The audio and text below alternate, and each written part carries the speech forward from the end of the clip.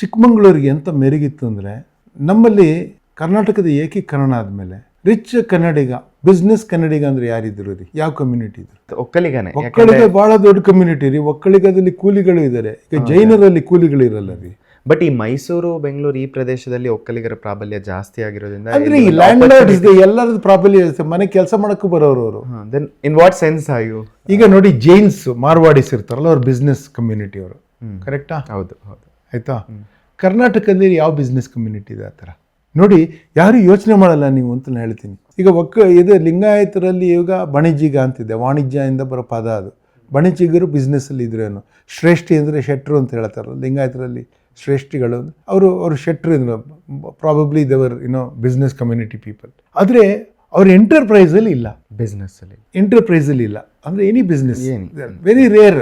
Usually ಯಾರು ವಲಸೆ ಬಂದಿರ್ತಾರಲ್ಲ, ಅವರು ಚೆನ್ನಾಗಿ ಓದ್ತಾರೆ ಅಥವಾ ಅವರು ಬದುಕು ಕಟ್ಟಿಕೊಳ್ಳುವ ಆತಂಕ ಹೆಚ್ಚಿರುತ್ತೆ. ಯಾರು ಸೆಟಲ್ ಆಗಿರ್ತಾರೋ, ಎಷ್ಟೋ ವರ್ಷದಿಂದ ಅಲ್ಲೇ ಇರ್ತಾರೋ, ಸೆಕ್ಯೂರ್ ಇರ್ತಾರೆ. ಅವರು ಸೋಷಿಯಲಿ ಸೆಕ್ಯೂರ್ ಇರ್ತಾರೆ, ಫೈನಾನ್ಷಿಯಲಿ ಸೆಕ್ಯೂರ್ ಇರ್ಬೋದು, ಮನೇನೂ ಇರ್ಬೋದು, ಅವ್ರಿಗೆ ಉದ್ಯೋಗ ಸಿಗದೇ ಇದ್ರೂ ಬದುಕಾಗುತ್ತೆ ಅನ್ನೋ ಥರ ಇರ್ಬೋದು. ಆದರೆ ವಲಸೆ ಬಂದವ್ರಿಗೆ ಬದುಕು ತಕ್ಷಣ ಕಟ್ಕೋಬೇಕು, ಅವರು ಏನಾದ್ರು ಮಾಡಲೇಬೇಕು ಅವರು, ಅಲ್ವಾ?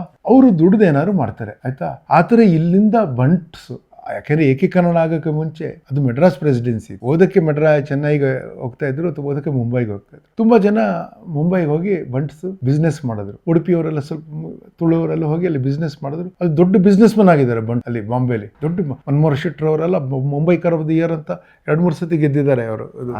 ಅದೆಲ್ಲ ಬಾಲ ಠಾಕ್ರೆ ಅವ್ರದ್ದು ಅಗೇನ್ಸ್ಟ್ ಇತ್ತಲ್ಲ, ಅವರು he was not against them so much as he was against where the poor Marathis were getting affected. These were very rich people. Okay. He was the owner of Ad Labs, India's biggest cinema studio, ಆ ಥರ post production studio. ಆ ಥರದವರು ಅಲ್ಲಿ ಮುಂಬೈಲಿ ಬಂಟ್ಸ್ ಆಗಿದ್ದು.